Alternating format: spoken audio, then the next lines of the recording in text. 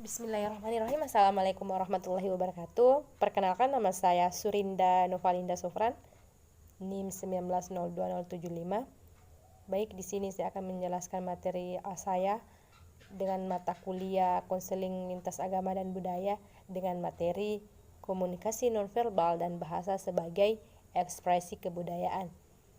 Komunikasi nonverbal dapat diartikan sebagai non yang berarti tidak, sedangkan verbal yang berarti kata-kata. Jadi komunikasi nonverbal tadi ada dua kata, yaitu non dan verbal, jadi dapat diartikan sebagai suatu komunikasi tanpa kata-kata.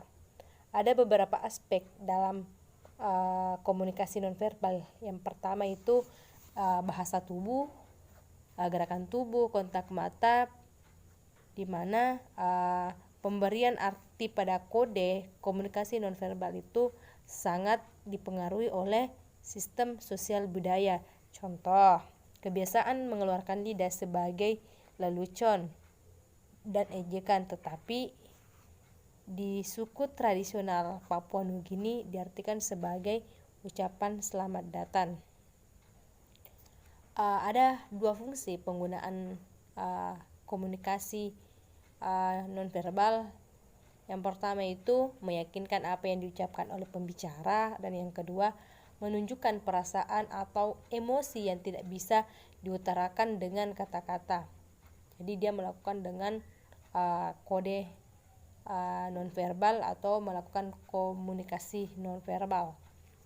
Komunikasi nonverbal juga sebagai isyarat kebudayaan. Contohnya, senyum dikenali sebagai tanda keakraban, namun pada suatu budaya ini aneh, dalam artian ada budaya yang ada negara yang tidak setuju dengan hal ini. Contohnya orang Jerman. Orang Jerman kurang senyum dibandingkan dengan orang Amerika. Namun kita tidak bisa pungkiri bahwa orang Jerman itu kurang ramah, karena memang ada, setiap budaya itu memiliki kebudayaan masing-masing. Kadang dianggap oleh suatu negara itu baik, namun di negara lain itu tidak baik. Dan komunikasi nonverbal sebagai komunikasi internasional, di mana komunikasi nonverbal biasa digunakan dengan internasional sebagai penggunaan suatu simbol tanpa bicara untuk menyampaikan pesan rahasia. Sedangkan kalau kita berbicara tentang kebudayaan itu keseluruhan bidang yang meliputi pengetahuan, kepercayaan, seni, moral, hukum, adat, kebiasaan yang diperoleh oleh manusia. Sedangkan kalau bahasa itu sarana berkomunikasi yang digunakan untuk menyampaikan tujuan, maksud, ide kepada orang lain. Adapun peran bahasa sebagai ekspresi kebudayaan. Peran bahasa sebagai ekspresi kebudayaan itu sangat penting, dikarenakan dalam berbahasa hendaknya memperhatikan norma-norma yang berlaku dalam sistem budaya di mana bahasa tersebut digunakan.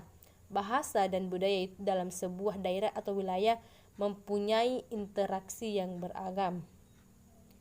Jadi mungkin itu saja yang bisa saya sampaikan mengenai materi saya mengenai komunikasi nonverbal dan bahasa sebagai ekspresi kebudayaan.